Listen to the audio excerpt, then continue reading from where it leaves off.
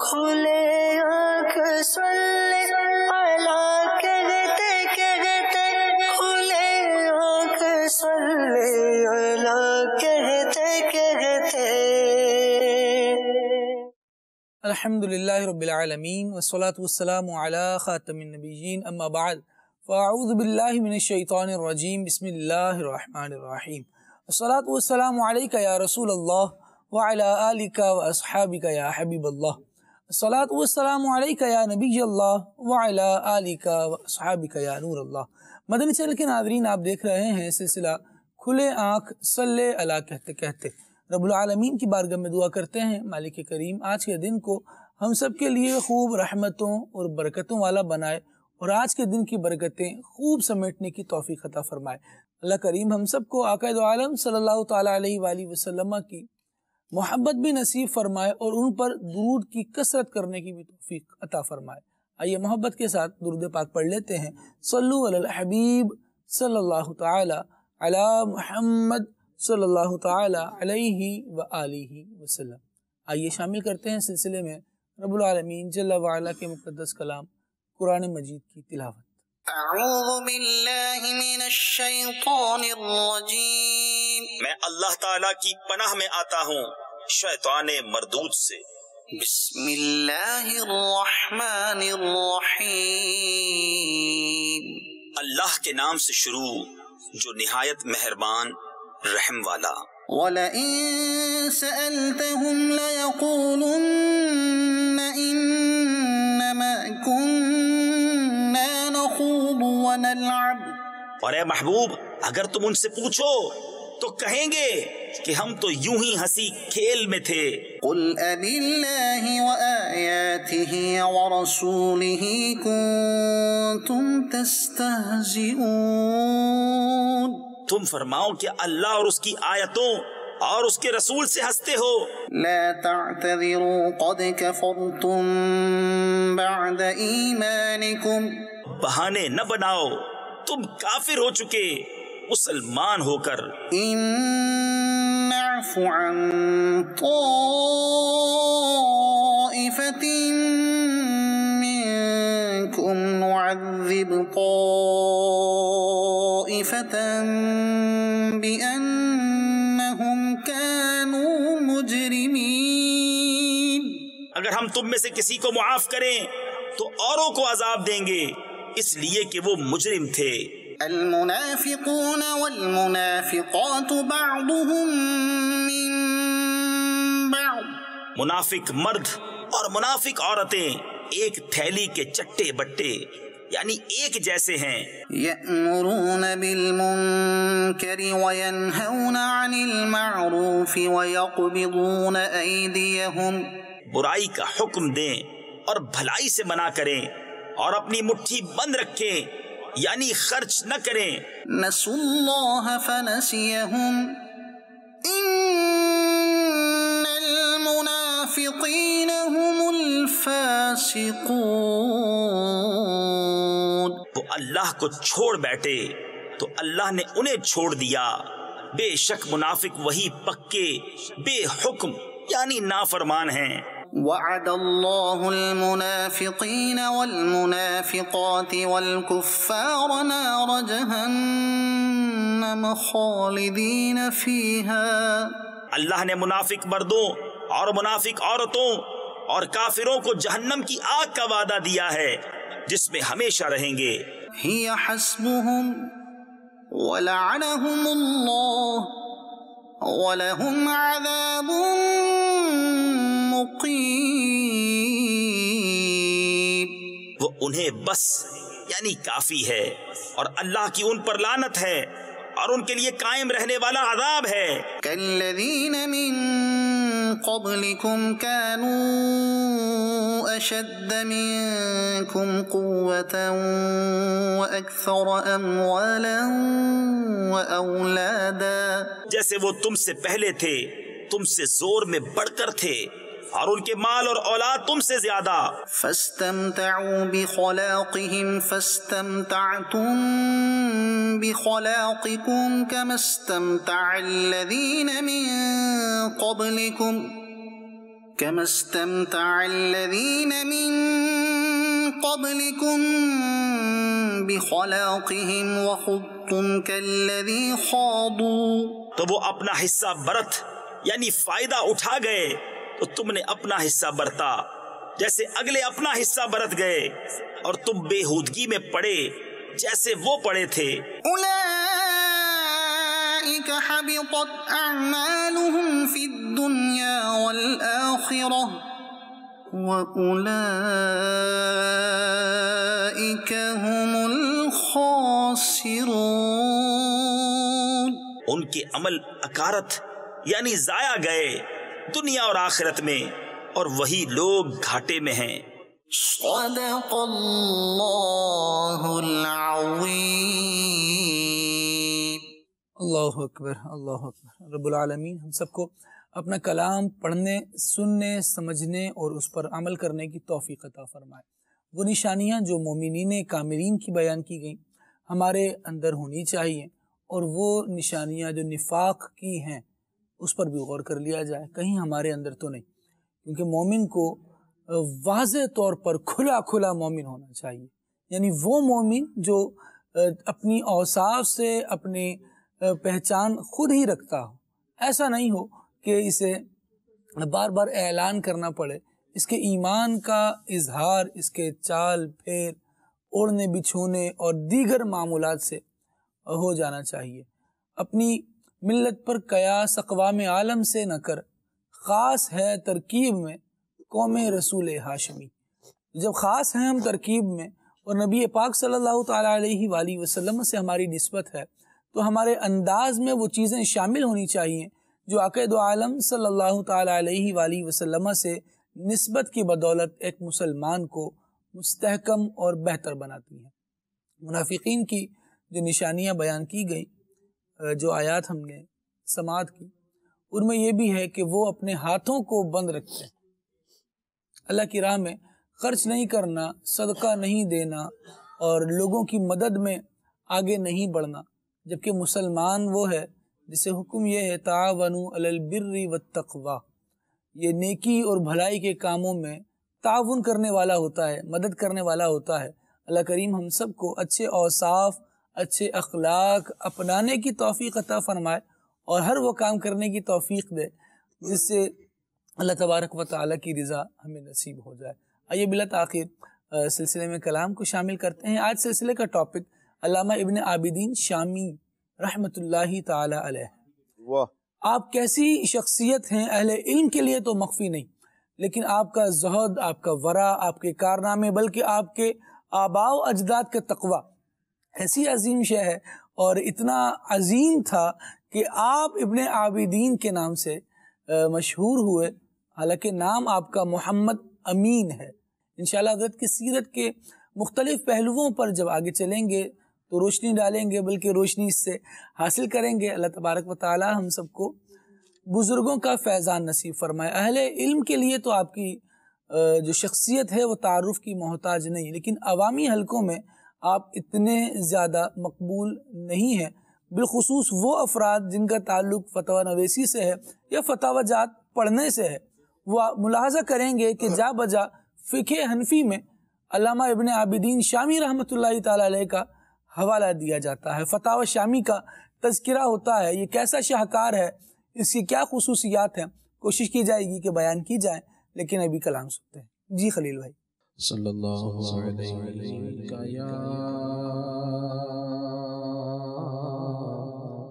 رسول اللہ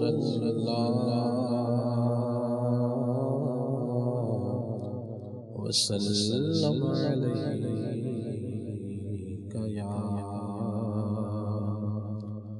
حبیب اللہ.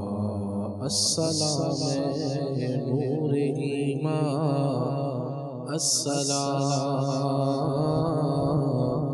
السلام راحت جان، السلام ہم غریبوں پر کرم فرمائیے، بد نصیبوں پر کرم فرمائیے. بے قراروں کے سرحانے آئیے، دل فگاروں کے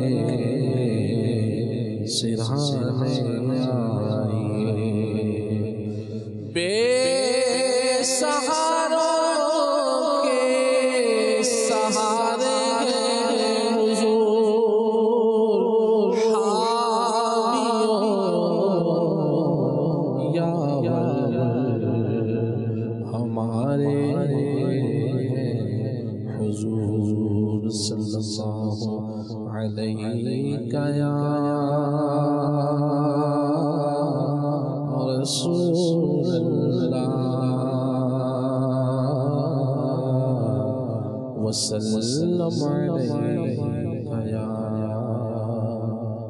حبیب اللہ۔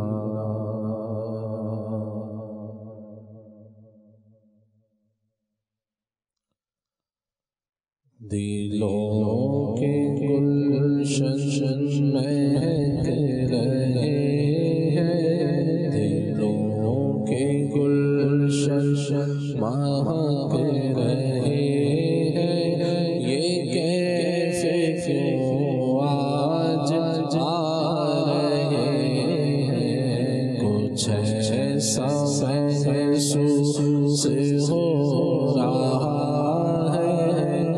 ایسا محسوس ہو رہا ہے، حضور تشریف لا رہے ہیں، کچھ ایسا محسوس ہو رہا ہے، کچھ ایسا محسوس ہو رہا ہے، حضور تشریف لا رہے ہیں، کہیں پہ رونق محشوں کی، کہیں پہ محفل ہے دل جلوں کی، کہیں پہ رونق ہے محشوں کی،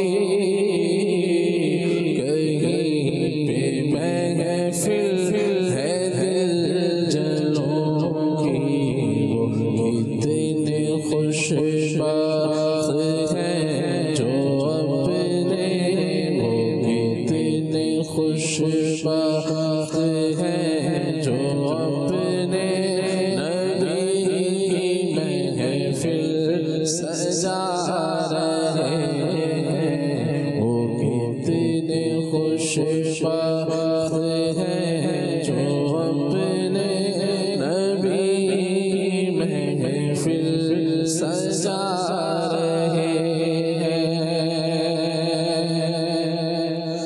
میں اپنے خیر الورا کے صدقے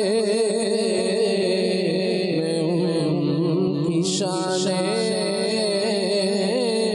عطا کے قربان، میں اپنے خیر الورا کے صدقے میں ان کی شانیں عطا کے قربان، بھرا ہے عیبوں سے میرا دامن، بھرا ہے عیبوں سے میرا دامن، حضور پھر بھی نبھا رہے ہیں، بھرا ہے عیبوں سے میرا دامن، بھرا ہے عیبوں سے میرا دامن، حضور پھر بھی نبھا رہے ہیں، ان کا کہنا نہ کرے جب بھی وہ چاہے ہم کو، ان کا کہنا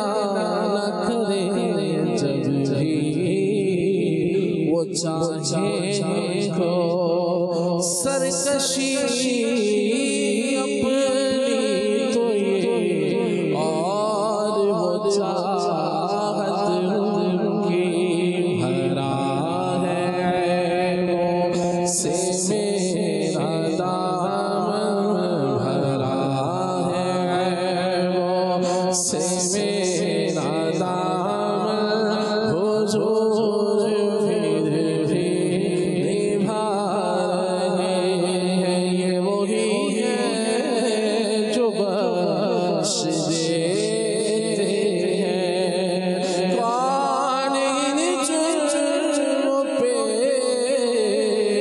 سزا نہ کرے بھرا ہے وہ سے میرا دامن حضور پھر بھی نبھا رہے ہیں ہم نے خطا میں نہ کی تم نے عطا میں نہ کی کوئی کبھی سرورا تم پہ کروڑوں درود اپنے خطا واروں کو اپنے ہی دامن لو کون کرے بھلا تم پہ کروڑوں درود کر کے تمہارے گناہ مانگے تمہاری پناہ تم کہو دامن میں آ تم پہ کروڑوں درود بھرا ہے وہ سے میرا دامن بھرا ہے وہ سے میرا دامن حضور پھر بھی نبھا رہے ہیں بھرا ہے وہ سے میرا دامن حضور پھر بھی نبھا رہے ہیں کہاں کا منصب کہاں کی دولت قسم خدا کی ہے یہ حقیقت کہاں کا منصب کہاں کی دولت قسم خدا کی ہے یہ حقیقت جنہیں بولا ہے مصطفیٰ نے جنہیں بولا ہے مصطفیٰ نے وہی مدینے کو جا رہے ہیں جنہیں بولا ہے مصطفیٰ نے وہی مدینے کو جا رہے ہیں جنہیں بولا ہے مصطفیٰ نے وہی مدینے کو جا رہے ہیں بلا لو غریبوں کو بلا لو یا رسول اللہ پے شبیر و شمر فاطمہ حیدر مدینے میں قسمت میری چمکائیے چمکائیے آقا مجھ کو بھی کرے پاک پہ بلوائیے آقا جنہیں بولا ہے مصطفیٰ نے جنہیں بولا ہے مصطفیٰ نے وہی مدینے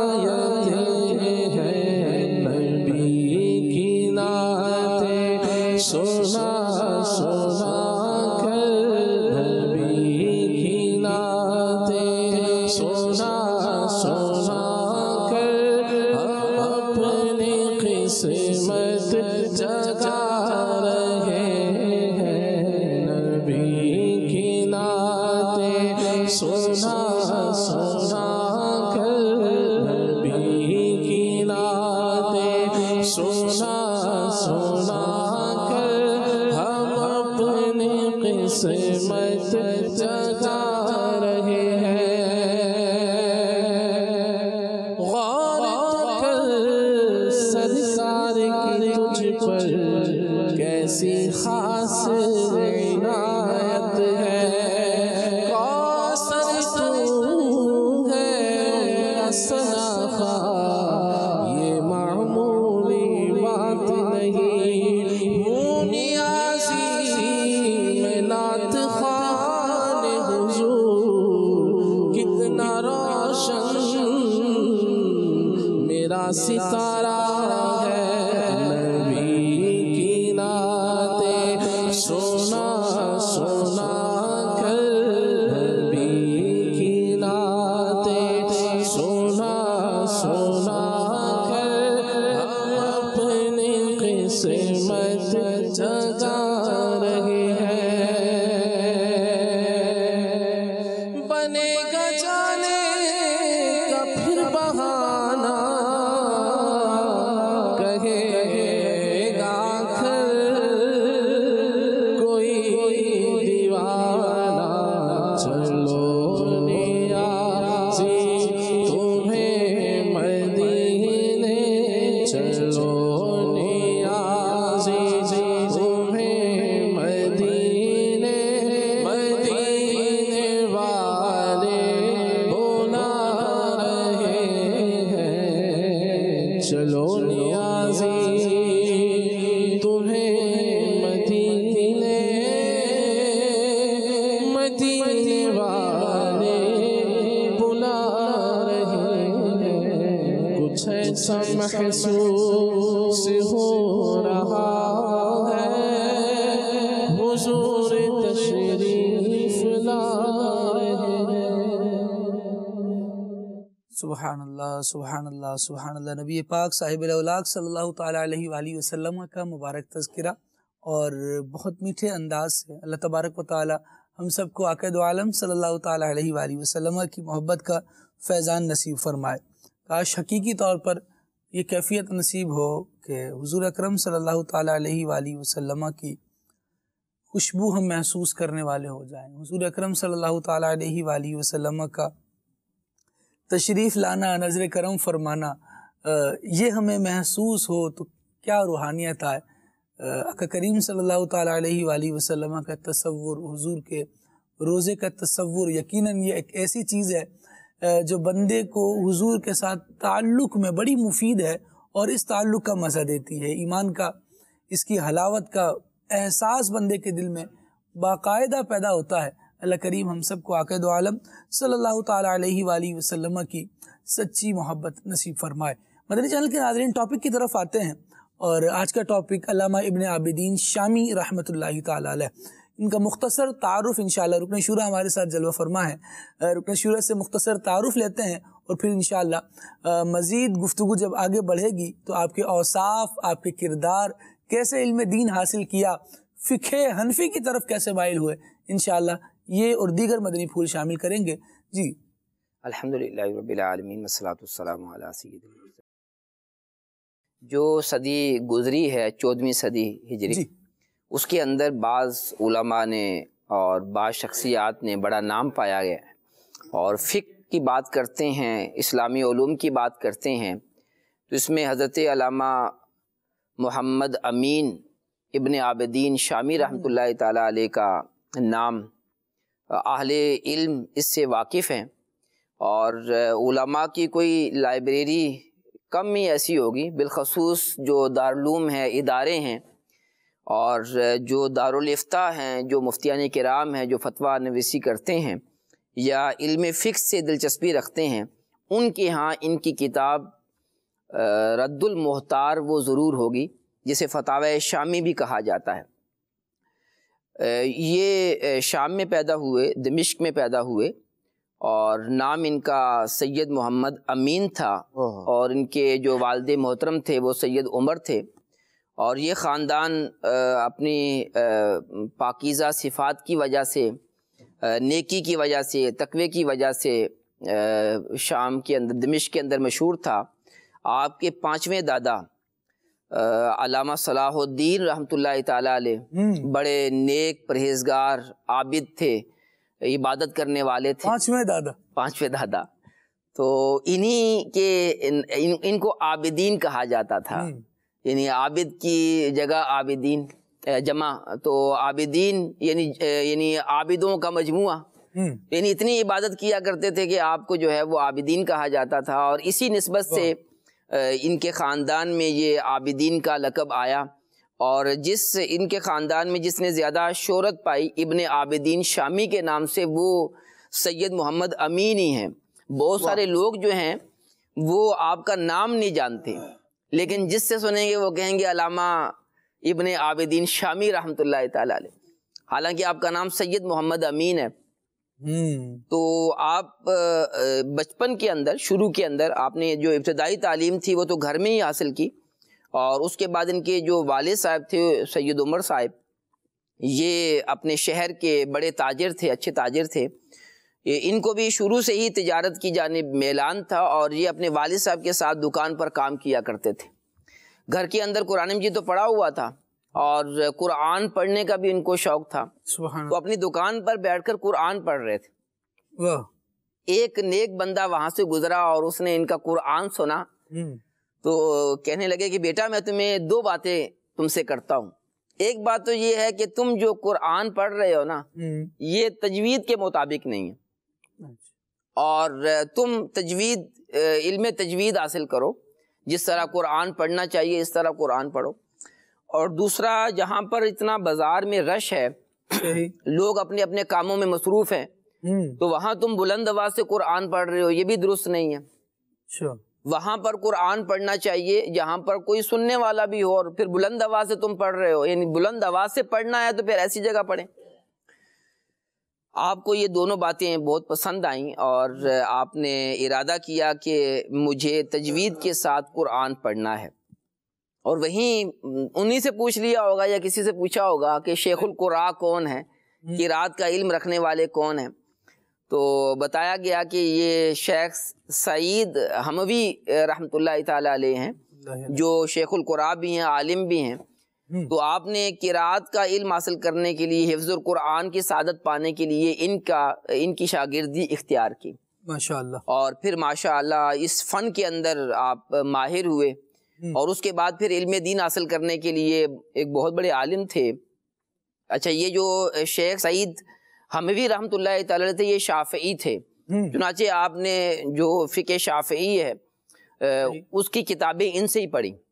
اور ظاہر ہے کہ جب استاد سے آدمی پڑھتا ہے تو پھر اسی فقہ کی جانب میں اعلان بھی ہوتا ہے. بالکل. اور شام میں جو ہے شافعی بھی ہیں، حنفی بھی ہیں. تو اس کے بعد پھر آپ کے جو استاد تھے محمد شاکر رحمۃ اللہ تعالی علیہ، ان کی آپ نے جو ہے شاگردی اختیار کی، اور یہ بہت بڑے علامہ تھے، اور یہ قادری سلسلے کے شیخ طریقت بھی تھے. سبحان اللہ. تو آپ نے ان سے فقہ حنفی کی کتابیں بھی پڑھی، اور سلسلہ عالیہ قادریہ میں ان سے بیعت کا شرف بھی حاصل کیا. سبحان اللہ. تو یوں علامہ سید محمد امین قادری بن گئے. اور قادری کے لقب سے ویسے یہ مشہور نہیں ہے، شامی آتا ہے ان کے نام کے ساتھ، لیکن کیونکہ قادری سلسلے سے انہوں نے فیض پایا تھا، بیعت کی تھی، خلافت حاصل کی تھی.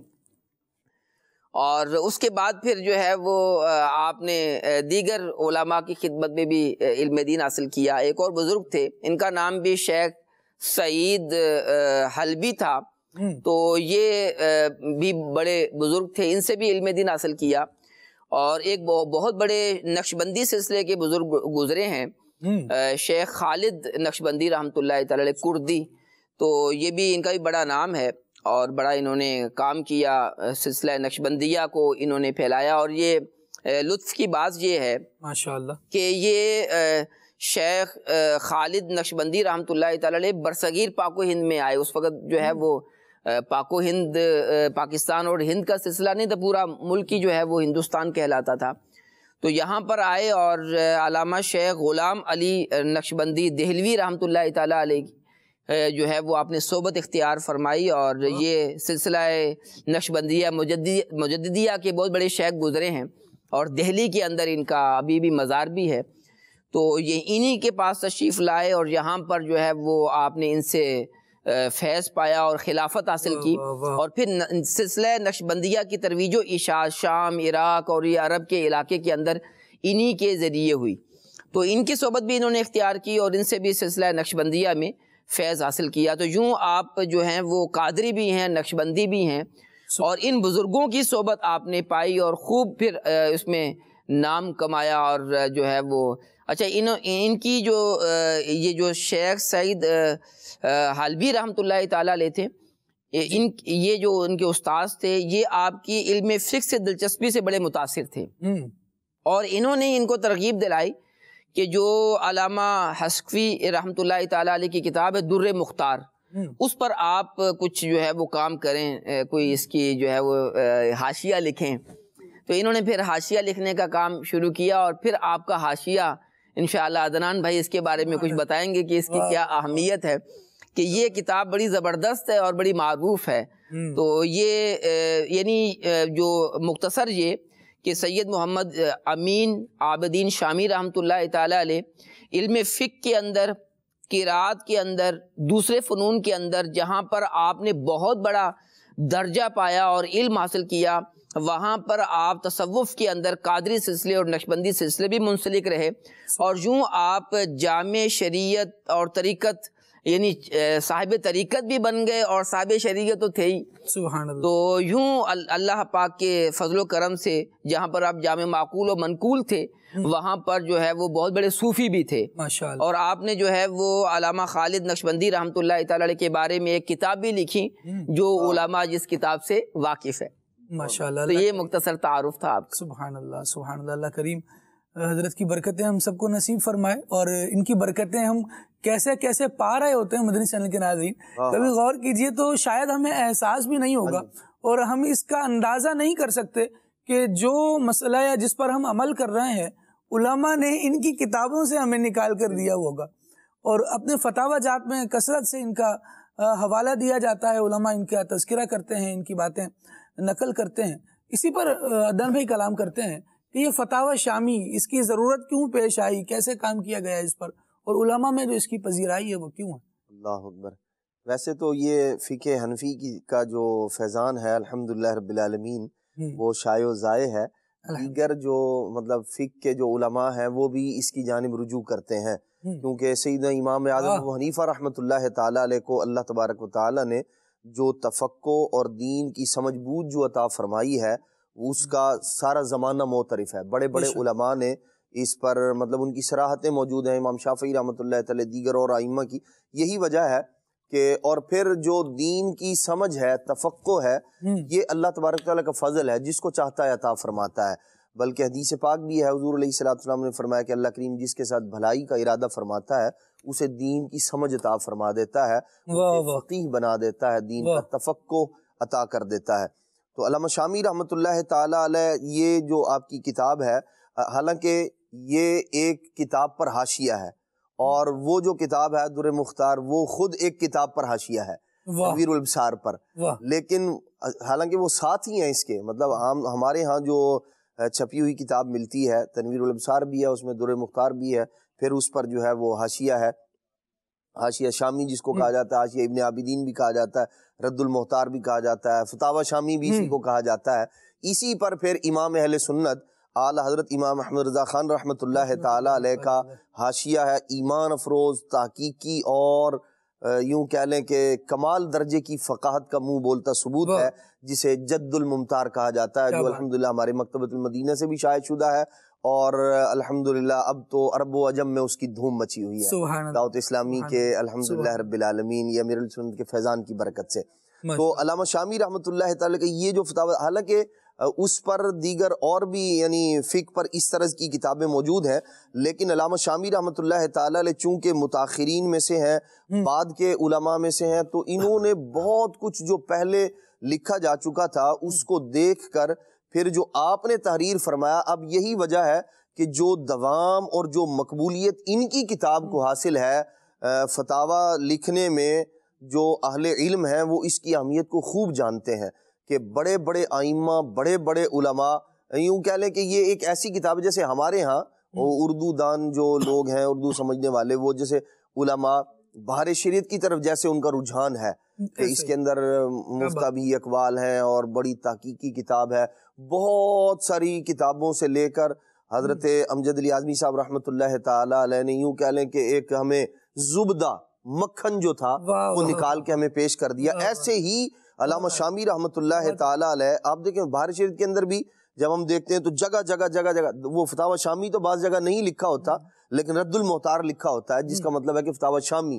تو انہوں نے بھی اس سے بہت اکتساب فیض کیا، اور آئمہ اور علماء اور مفتیان کرام یہ مطلب طریقہ جاری ہے مسلمانوں میں، علماء میں. اور ہم واقعی بہت سارے مسائل میں یعنی ہمیں علم نہیں ہوتا اس بات کا، لیکن ہم وہ جو کام کر رہے ہوتے ہیں یا جو اس کا جائز ہونا یا اس کا درست ہونا جو ہمیں معلوم ہو رہا ہوتا ہے، جو علماء ہمیں بتا رہے ہوتے ہیں، وہ علامہ شامی رحمۃ اللہ تعالی علیہ کے تفقہ اور علم دین کا فیضان ہوتا ہے جو ہمیں مل رہا ہوتا ہے.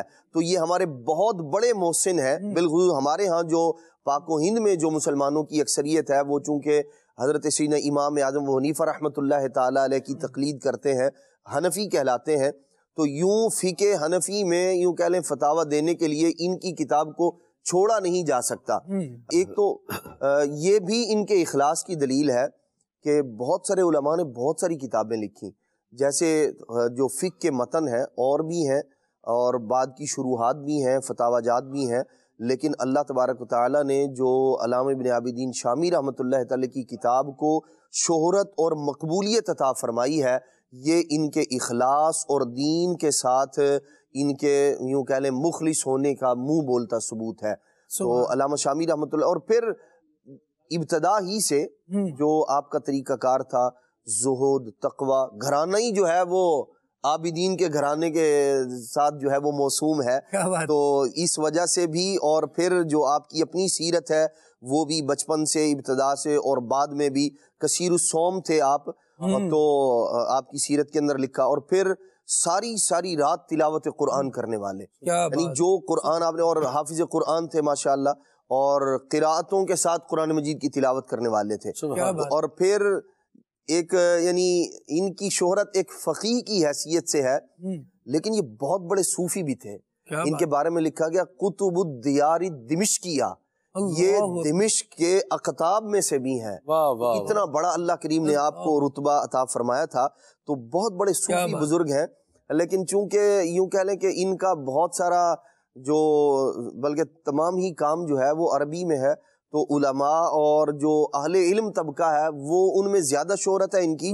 لیکن الحمدللہ رب العالمین، جیسے بہار شریعت ہے تو اس کو پڑھنے سے یا دیگر اور اس طرح کی بعض کتابیں، جیسے آج کا ہمارا جو سلسلہ ہے، اس سے انشاءاللہ الرحمن بہت ساری معلومات حاصل ہوگی کہ یہ ہمارے کتنے بڑے محسن ہیں دمشق کے، شام کے، لیکن ان کا فیضان جو ہے ان کی کتاب کی صورت میں پاک و ہند میں بھی الحمدللہ موجود ہے. اللہ کریم ان کے فیضان کو عام فرمائے.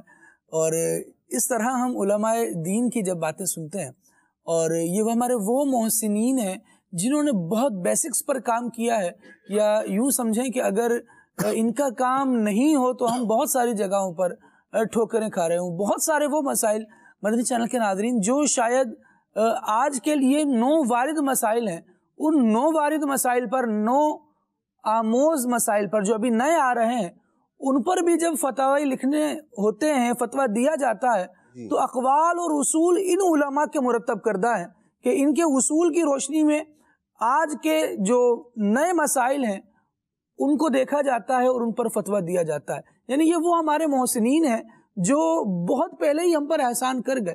اگر یہاں پر سوال یہ کیا جائے کہ ان محسنین کا شکریہ بندہ کیسے ادا کرے، تو رکن شورا کیا ارشاد فرمائیں گے؟ سب سے پہلی بات تو یہ ہے کہ ہمیں اصال ثواب کرنا چاہیے. زبردست. اور خود جو ہے وہ علامہ شامی رحمۃ اللہ تعالیٰ علیہ کا کیا انداز تھا اصال ثواب کرنے کے تعلق سے، کہ آپ کے والد صاحب کا جب انتقال ہو گیا سید عمر رحمۃ اللہ تعالیٰ علیہ کا، تو یہ قرآن مجید تلاوت کر کے ان کو ہر شام کو جو ہے وہ اصال ثواب کیا کرتے، ہدیہ بھیجا کرتے تھے. اور خواب میں ان کو جو ہے وہ اپنے والد صاحب نظر آئے اور بڑے خوش تھے، اور کہا کہ جو تم مجھے اصال ثواب کرتے ہو الحمدللہ وہ ہدیہ مجھے پہنچتا ہے. اللہ اللہ اللہ. اور آپ کی والدہ رحمۃ اللہ تعالیٰ علیہ وہ بھی بڑی متقیہ تھیں، اور جب آپ کا انتقال ہو گیا تو یہ زندہ تھیں.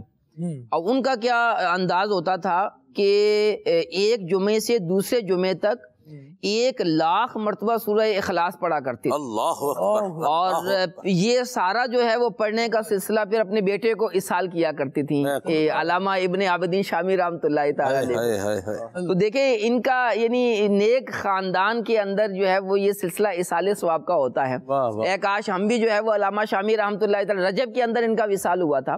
تو آج جو ہم ذکر کر رہے ہیں اس کا ایک مقصد یہ بھی ہے کہ ہم ان کا احسان کا کیا بدلہ چکائیں گے، لیکن بزرگوں کا ذکر کرنا یہ بھی ان کی یاد کو تازہ کرنا، یہ ان کا ذکر خیر کرنا یہ بھی ان کا شکریہ ادا کرنے کی طرح ہے. اور دوسری بات یہ ہے کہ مدنی چینل کے ناظرین آج سن رہے ہیں علامہ ابن عابدین شامی رحمۃ اللہ تعالی علیہ، یہ شاہ صاحب بھی تھے ہمارے یہاں کے. ان کے سیدوں کو جو ہے وہ شاہ کہا جاتا ہے، سید کو عمومی طور پر شاہ صاحب.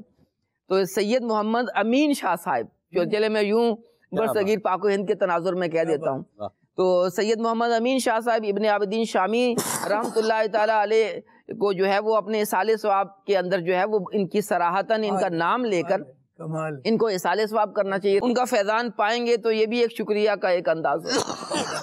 ان کو یاد بھی رکھا جائے اور شکریہ کا انداز یہ بھی ہے کہ جو وہ خدمات کر گئے اس کا اعتراف کریں، اسے پڑھیں، اسے سمجھیں، سیکھیں. اصال ثواب کا سلسلہ تو جاری رہے. یہاں سلمان بھائی کی طرف میں ایک سوال بڑھانے لگا ہوں. جس طرح رکن شورا نے ارشاد فرمایا کہ علامہ ابن عابدین شامی بزرگوں کی اقوال نقل فرما کر پھر اپنا عقول ارشاد فرماتے کہ میرا اس معاملے میں کیا موقف ہے، اور پھر آگے سیدی اعلیٰ حضرت امام اہل سنت امام احمد رضا خان رحمۃ اللہ تعالی علیہ کا انداز رہا. لیکن آج کل کے دور میں ایک عجیب سی وبا ہے کہ عقول کا شوق تو ہے لیکن پیچھے کی نقول کچھ نہیں پڑی، پتہ نہیں. ہاں جی. تو ایسی صورت میں جو عقول کہنے والے افراد ہیں کیا فرمائیں گے ان کے بارے میں؟ یہ خالد بھائی بات بڑی آسان سی 2 اور 2 4 والی بات ہے. میں کوشش کرتا ہوں اس کو تھوڑا نرم بھی اور جو ہے وہ مضمون بھی بیان کر دوں. کسی بھی فن پر رائے دینے کا اختیار کسی بھی فرد کے پاس ہو یہ ضروری نہیں ہے. یہ مضمون ہم لیتے رہتے ہیں، اس کو بیان کرتے رہتے ہیں. 2 اور 2 4 والی بات ہے، ٹھیک ہے نا جی. اور وہ یہ ہے کہ جس کو علم نہیں ہے اس کو رائے نہیں دینی چاہیے، اور انسان اپنی حیثیت تسلیم کرے اور اپنی اوقات بھی دیکھے میری اوقات کیا ہے. ایک طرف سید محمد ابن عابدین شامی رحمۃ اللہ تعالی علیہ کی جو ہے مبارک ذات ہے، امام ابن عابدین شامی کی جو ہے مبارک ذات ہے، اور ان پر بندہ اپنے آپ کو قیاس کرے تو قیاس بھی اگر کرنا ہے تو مقیس اور مقیس علیہ کے درمیان 5 شرائط ہیں جن کی رعایت کیا ہے، ضروری ہے. اب یہ بات تھوڑی مشکل ہو جائے گی. بہرحال آسان سی بات یہ ہے کہ ہمارا یہ کام ہے، میں 2 اور 2 4 والی بات بتاؤں. ہمارا یہ کام یہ ہے کہ ہم دین اسلام پر عمل کریں. دین اسلام کے احکام پر ہم کویسچن کر سکتے ہیں، سوال کر سکتے ہیں، ہم پوچھ سکتے ہیں کہ یہ کیسے ہے، یہ کیا ہے، یہ کس طریقے سے ہے، یا اس کی کوئی حکمت معلوم کرنے کے لیے اگر بندہ کو پوچھ رہا ہے تو بھی سوال کرنے کی اجازت بہرحال دی جا سکتی ہے. لیکن آسان ترین راہ یہ ہے کہ ہر شے کی حکمت میرے دماغ میں آ جائے یہ ضروری نہیں ہے.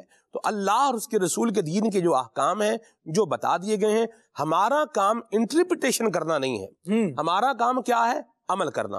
تو جن آپ دیکھیں دنیا میں بھی کچھ ادارے وہ ہیں جن کا کام ہے قانون بنانا، کچھ وہ ہیں جن کا کام ہے قانون کی انٹرپریٹیشن کرنا، اور یہ خاص ہی ہیں. صحیح مقننہ یہ قانون بنائے گا، ایک مخصوص ادارہ ہے وہ انٹرپریٹیشن کرے گا، اور باقی جتنی اس کنٹری کے اندر رہنے والی نیشن ہے اس کو ٹو اوبے ہی اختیار ہے کہ آپ نے کیا کرنا ہے، اس کو فالو کرنا ہے. تو ہمارا جو من حیث مسلم دیکھا جائے مسلمان ہونے کے ناطے، اور ہمارا علم جو ہم دیکھیں اس کے اعتبار سے بھی ہمیں یہی چاہیے جو احکام بیان کیے جا رہے ہیں ان پر عمل کرتے جائیں. اپنی رائے دینے جائیں گے خالد بھائی تو کہیں ایسا نہ ہو کہ ایمان کی حد ہی بندہ پھلانگ سے باہر چلا جائے. اللہ اکبر، اللہ اکبر. اللہ کریم ہم سب کو عقل سلیم عطا فرمائے. اور وہاں جو عقول ہے، یعنی میں کہتا ہوں بیان فرمایا جا رہا ہے نا، اس سے پیچھے جو پچھلوں نے لکھ دیا ہے وہ سب کا علم ہے شامل. وہ سب پڑھا ہوا ہے، وہ سب دیکھا ہوا ہے، اس کو پرکھا ہوا ہے، اس کو جانا ہوا ہے. ان سے روشنی حاصل کر کے بندہ گفتگو کر رہا ہے. ایسی بات ہے. یہ نہیں کہ ان کی رائے ان کو پتہ ہی نہیں تھا مسئلے کا, ان کو تو سمجھ کوئی نہیں لگی بات کی, مجھے سمجھ لگی ہے. تو جس مسئلے کو آپ آج سمجھ رہے ہیں تو کل آنے والا یہ سمجھا رہا ہوتا ہے کہ قبلہ آپ کو بھی غلطی سمجھ لگی, غلطی سمجھ آئی. تو وہ صحیح سمجھنے کے لیے پھر بزرگان دین کے نقوش پر چلنا یقیناً ضروری ہوتا ہے. جہاں پر رکن شورا نے کردار کا بھی تذکرہ کیا اور ایک انداز یہ بیان فرمایا اوصاف میں سے کہ آپ اپنے والدین کو ایصال ثواب کرنے والے تھے, اور یہ محبت بڑھانے کا بھی ایک انداز تھا. جاؤں گا سلمان بھائی, علامہ ابن عابدین شامی رحمۃ اللہ تعالی علیہ, بلکہ رکن شورا کے بقول شاہ صاحب ابن عابدین شامی رحمۃ اللہ تعالی علیہ کے حوالے سے آپ یہ بھی ارشاد فرمائیں کہ آپ کے اخلاق کریمانہ کیسے تھے. میں قربان جاؤں, سبحان اللہ. آپ کے اخلاق کے حوالے سے جو عربی عبارت ہے بڑی مزیدار سی عبارت ہے, زبردست. میں چاہوں اس کو بھی میں عرض کروں, اور اس کا بھی اپنا لطف ہے, اور پھر اس میں اس کا بتاتا بھی ہوں.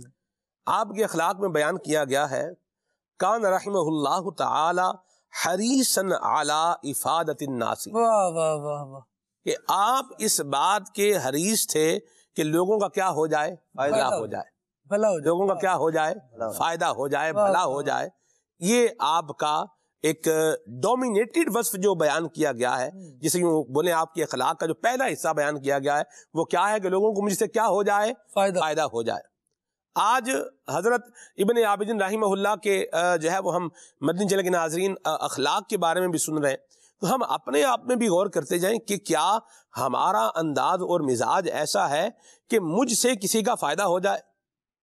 خالد بھائی جی, خوش نصیب ہے وہ باپ جو اپنے بچوں کو یہ سبق دے کر کے جا رہا ہو کہ اگر کسی کا بھلا ہوتا ہو تو کر دو. واہ بھائی واہ, یہ خوش نصیبی ہے. کیونکہ خالد بھائی آپ دنیا یہ مکافات عمل کا نام ہے, جیسے کہ گنبد کی صدا ہے, جیسی کہو گے ویسی سنو گے. تو دنیا کے اندر جو شخص دوسروں کو فائدہ دے رہا ہے, دوسرے اس کو فائدہ دیں یا نہ دیں, اللہ تبارک و تعالیٰ کی ذات کی طرف سے اس پر جو نیکیوں کی صورت میں انعام ہو رہا ہے, یہ فائدہ یہ اپنا کھڑا کر رہا ہے, اس کا اپنا جسے یوں بولے کمائی ہے نا, یہ کھڑی کر رہا ہے. اور دیکھا یہ گیا ہے, اصول بھی یہی ہے کہ حل جزاء الاحسان الا الاحسان, نیکی کی جزا بالآخر کیا ہے, نیکی ہی ہے. اچھا, بندہ نیکی نہ بھی کرے, جس سے ہم نے احسان کیا وہ نیکی نہ بھی کرے, تو اللہ تبارک و تعالیٰ سے جب بندہ لو لگائے گا تو مالک جو ہے وہ اپنے کرم سے فضل سے عطا فرمائے گا. تو ایک بات جو پہلی ہمیں سیکھنے کو ملتی ہے وہ یہ ہے کہ ہم بھی اپنا یہ ذہن بنائیں کہ ہم نے بھی لوگوں کو کیا کرنا ہے, فائدہ پہنچانا. اور یہ آپ نے انداز کیوں اختیار کیا, اس لیے اختیار کیا کہ روایات میں فرمایا گیا خیر الناس من ينفع الناس, بہتر بندہ وہ ہے جو دوسروں کو فائدہ پہنچائے. ٹھیک ہے جی. آگے ارشاد فرمایا, لکھا گیا ہے آپ کی سیرت میں, مکرم للعلماء والاشراف وطلبۃ العلم, کہ جو علماء تھے, جو بزرگان دین تھے, اور جو طالب علم دین تھے, ان کی آپ عزت کرنے والے تھے. تو خوش نصیبی ہے اس کی خالد بھائی کہ جس کے حصے میں یہ وصف بھی آ جائے. دیکھا جائے خالد بھائی تو عزت دار بندہ ہی دوسرے کو عزت دے گا. کیا بات, جو خود جس کے پاس عزت نہیں ہے وہ کسی کو کیا عزت دے گا, جو چیز اپنے پاس نہیں ہوگی وہ کسی اور کو کیسے, وہ کسی اور کو کیا دے گا. تو عزت دار بندہ وہی ہے کہ جو علماء کو, صلحاء کو اور طلباء علم دین کو کیا کرے, عزت دے. تو ہمارے سیکھنے کے لیے بھی یہ بات ہے, ہمیں بھی عزت دینی چاہیے, اور عزت دیں گے تو انشاءاللہ اس کا فائدہ کیا ہوگا. امیر سنت فرماتے ہیں عزت دو گے تو عزت پاؤ گے انشاءاللہ عز و جل. اور علماء کی عزت کرنا یا ان پر جو ہے وہ خرچ کرنا یا ان کے ساتھ بھلائی کرنا, اس کا تو انشاءاللہ قیامت میں بندے کو جو ہے وہ انعام بھی ملے گا کہ انشاءاللہ وہ شفاعت بھی کریں گے اور بندہ اللہ کی رحمت سے جنت میں جو ہے وہ داخل ہو جائے گا. اچھا, اس طرح لکھا گیا ہے کہ یہ علماء, صلحاء اور جو طلباء علم دین تھے, ان پر اپنے مال سے کیا کرتے تھے, وسعت بھی کرتے تھے, خرچ بھی کرتے تھے. اور ایک اور جو آپ کے انداز میں جو بات لکھی گئی ہے وہ یہ ہے, فرماتے ہیں کانا کثیر التصدقی, آپ بہت زیادہ صدقہ کرتے تھے خالد بھائی. اچھا, ایک تو وہ فقیر ہوتے تھے آپ کے زمانے میں کہ جنہوں نے فقیروں جیسا بھیس بنایا ہوتا تھا, ٹھیک ہے, جسے یوں بولے ہمارے زمانے میں بولے تو پیشہ ور بھکاری. پیشاور. تو پیشہ ور بھکاریوں کو فوکس نہیں کیا آپ نے. الفقراء الذین لا یسألون الناس.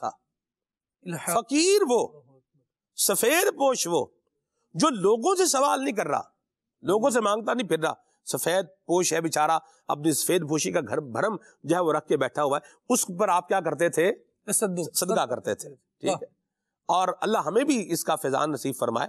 یہ سردست جو میں نے 3-4 باتیں ابھی ذکر کی ہیں، 3 باتیں ہیں، یہ خالد بھائی اگر آج کے زمانے میں ہم بھی اپنائیں گے تو اس کا فیض پائیں گے. آپ دیکھیے چینی ہے نا خالد بھائی، چینی یا گڑ ہے، چینی تو بننا بلے بھائی ابھی چینی آئی ہے، گڑ ہے بہرحال میٹھا، یہ ہر زمانے میں میٹھا ہی رہا ہے. اور نمک 100 سال پہلے اگر آپ دیکھیں تو بھی کیا تھا؟ نمکین تھا. اور آج ہے تو بھی کیا ہے؟ نمکین ہی ہے. ٹھیک ہے نا جی. اسی طرح جو نیمبو تھا کھٹا تھا، یہ اگر 50 سال پہلے کھٹا تھا تو آج سے 50 سال بعد بھی کیا رہنا ہے؟ کھٹا رہنا. حافظ صاحب کھٹا ہی رہنا ہے. ٹھیک ہے. یہ باتیں جو 3 میں نے کی ہیں یہ اس لیے کی ہیں کہ ایک شے کا جو اس کی فریگرنس، اس کی خوشبو، عود ہے نا، تو عود کی جو خوشبو ہے وہی رہے گی. ٹھیک ہے. تو ایک شے ہے، اس کا ایک ایسنس، اس کا ایک ٹیسٹ، اس کی ایک فریگرنس، یہ ویسی رہتی ہے. ٹھیک ہے، بالخصوص ٹیسٹ کی جیسے میں نے بات کی ہے. تو نیکیوں کا بھی جو ٹیسٹ ہے نا خالد بھائی، یہ مہربانیوں کا بھی جو ٹیسٹ ہے نا، واہ واہ واہ، جیسے پہلا تھا ویسے آج بھی ہے. سبحان اللہ. اور جو اس انداز کو اللہ کی رضا کے لیے اپنائے گا وہ خیر اور فیض ہی پائے گا انشاءاللہ عز و جل. تو یہ انداز بندہ بولے ہو جی چھوڑے جی آج کل تو یوں ہے تو وہ ہے تو یہ ایسے ہے تو ویسے ہے، تو ہم کدھر سے ڈھونڈتے پھرے کیا کرتے پھرے، یہ ڈھونڈتے پھرے کرتے پھرے اس کے لیے بھی زیادہ ضرورت نہیں ہوتی. فقیر اگر آپ کو وائٹ کالر جو ہے وہ ڈھونڈنا ہے، سفید بوئی ڈھونڈنا ہے، آپ کے اپنے رشتہ داروں میں بہت سارے ہوں گے، ان کے ساتھ احساس کریں، خیال کریں، اور جو ان اچھے اخلاق کو اپنائے گا، نبی کریم صلی اللہ علیہ وسلم کی تعلیمات کو اپنائے گا، وہ اللہ کی رحمت سے جس نے پہلے اپنائی ہے اس نے تب بھی عزت پائی ہے. حضرت ابن عابدین شامی رحمۃ اللہ تعالی نے اپنائی ہے. آج ہم آپ کے جانے کے 20 سال بعد ہیں جی ہم بیٹھے ذکر خیر کر رہے ہیں، اور جو اپنائے گا جتنا اس کے اندر جو ہے وہ بڑھتا جائے گا وہ اتنا فیض پاتا جائے گا انشاءاللہ. سبحان اللہ سبحان اللہ. اچھے اخلاق گویا یہ مشک کی بوریاں ہیں، ان کو جیسے کھولا جائے گا خوشبو بکھرتی چلی جائے گی. جتنا اپنے انداز میں ان کو سمو لے اتنا اچھا. اچھے اخلاق کل کے افراد کے لیے بھی آج تک کے لوگوں کے دلوں میں جگہ کر گئے ہیں.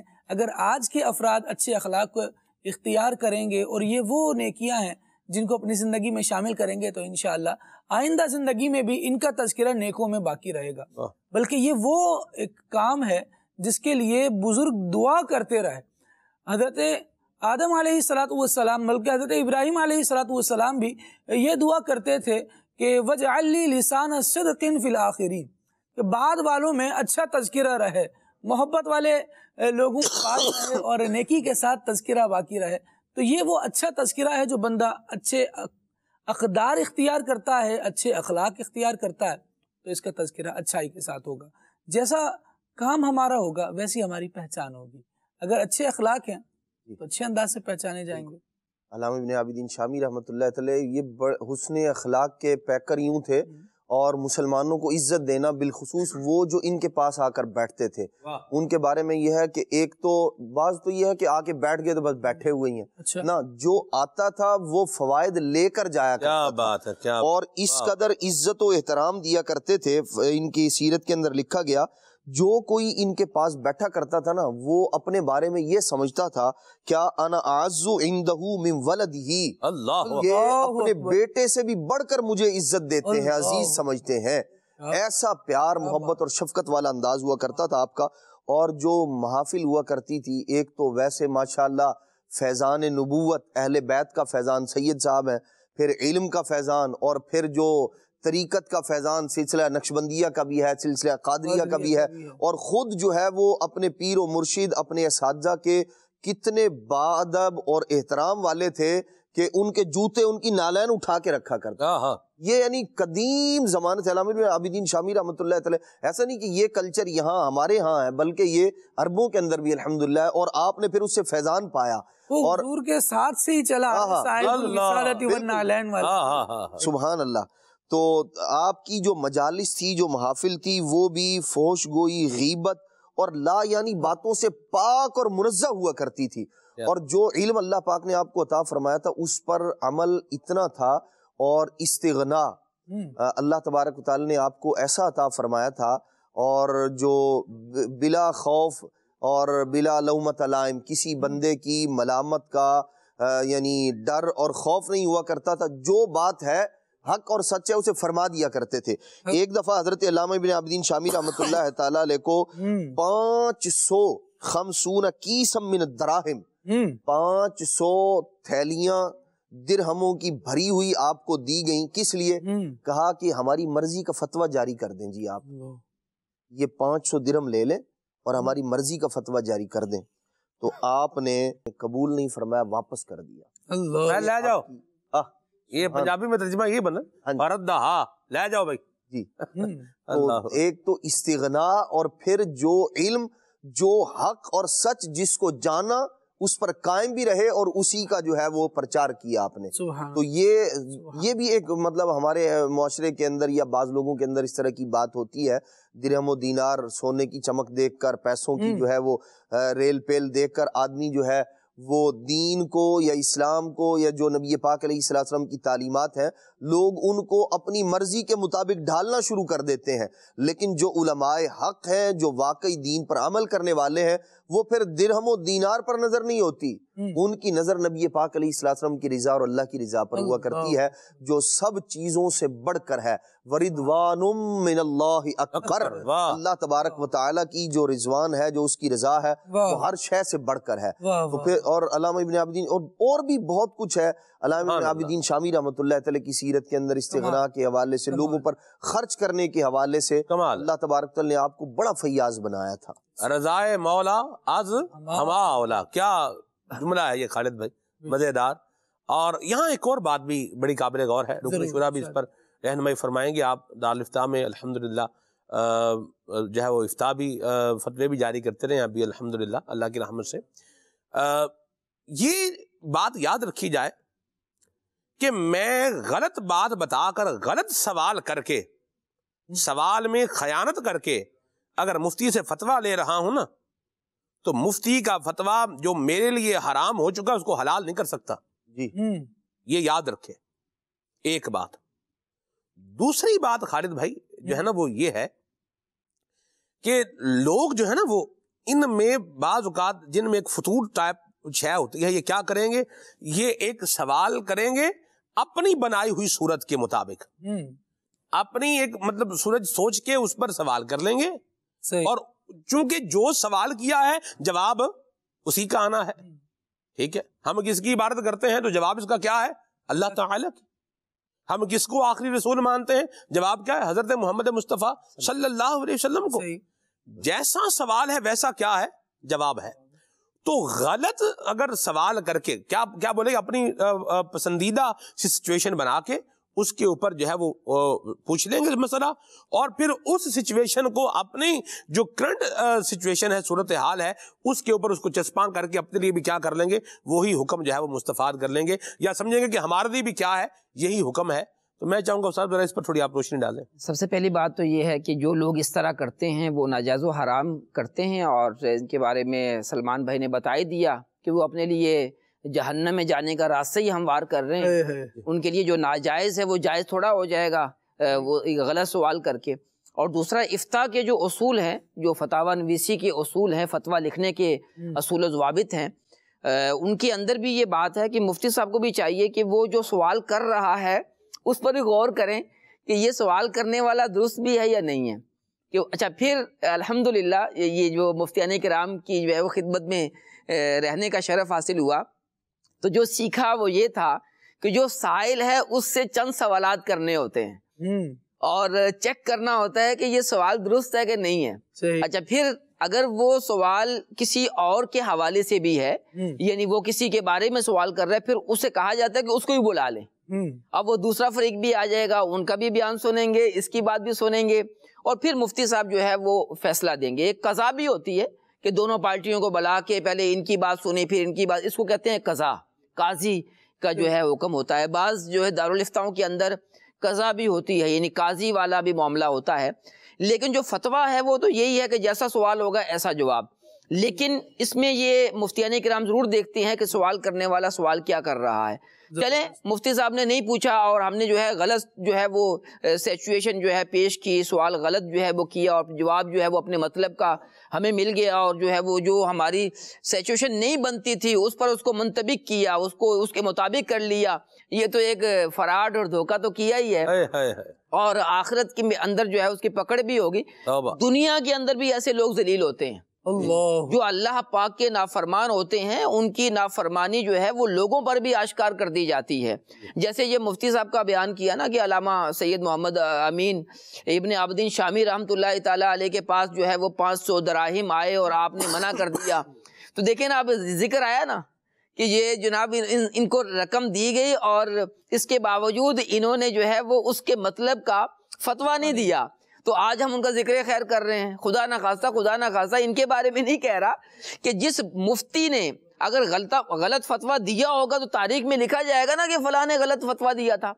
تو یہ تو ایک مفتی صاحب کے بارے میں ہے, عام عوام کے لیے بھی ہے کہ غلط فتویٰ لیں گے تو لوگ جو ہے وہ ان پر ضرور کلام کریں گے اور لوگ نفرت کریں گے. اور ایسے واقعات جو ہے وہ زمانے کے اندر ہوتے ہیں کہ جو لوگ غلط فتویٰ لے کر عمل کرتے ہیں تو علم والے تو موجود ہی ہیں, انہیں پتا ہوتا ہے کہ اس نے غلطی کی ہے, اور وہ اسی نام سے بعض اوقات مشہور بھی ہو جاتا ہے. جناب یہ وہ ہے کہ جو مفتیوں سے غلط فتوے لے کر جو ہے وہ اپنے اوپر منطبق کرتا تھا, اور لوگ واقعی ایسے یعنی لوگوں کی نظروں میں وہ ذلیل ہو جاتے ہیں. ایسی بات تو دنیا کی ذلت بھی ہے اور آخرت کی ذلت تو باقی ہے.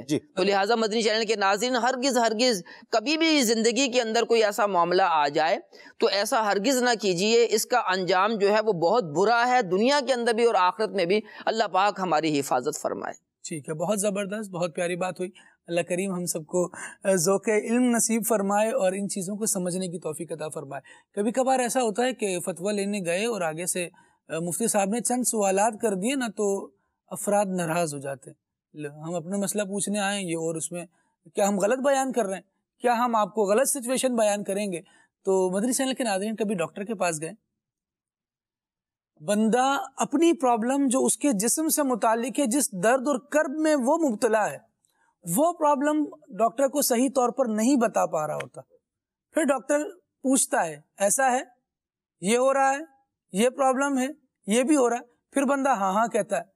پھر جب اس کے پاس سے اٹھتا ہے تو واقعی اس بات کو فیل کرتا ہے یار یہ صحیح کیا انہوں نے پوچھ لیا. بہت اچھے ڈاکٹر ہیں, بہت اچھے ڈاکٹر ہیں. ہاں جو مجھ سے سوالات کر رہے ہیں, مجھ سے سوالات کر رہے ہیں, میرا احساس کر رہے ہیں, ورنہ تو میں تو اتنی بتا بھی نہیں پاتا ڈیٹیل سے. جب یہ ساری چیزیں ہم وہاں فیل کر رہے ہیں اور اچھی ہسٹری اس کو دے رہے ہیں تو جواب میں اچھی آپ کو دوا مل رہی ہے, اچھا نسخہ مل رہا ہے.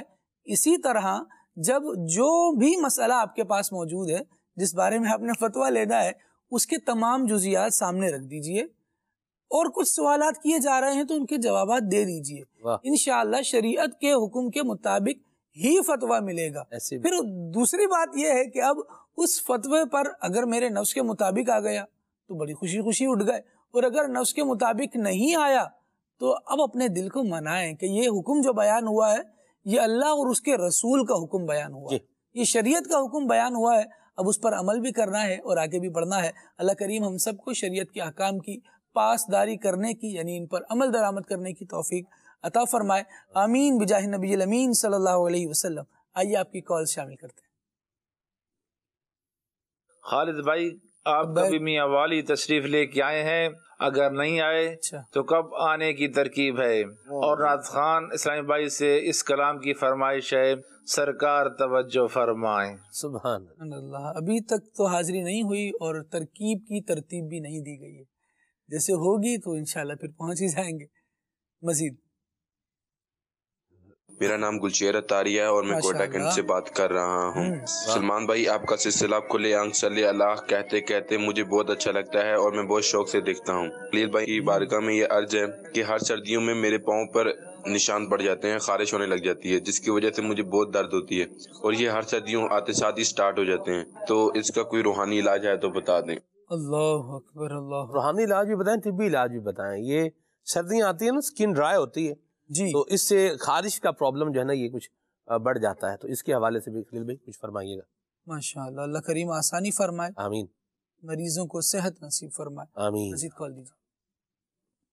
میں فضا تاریہ بنت رحمت علی اتاری رکھا منڈی چارج کر رہی ہوں۔ خلیل بھائی آپ سے میری عرض ہے، سردیوں میں اکثر بچوں کو نزلہ زکام ہو جاتا ہے، اس کا کوئی نسخہ بتا دیں اور یہ نعت سنا دیں۔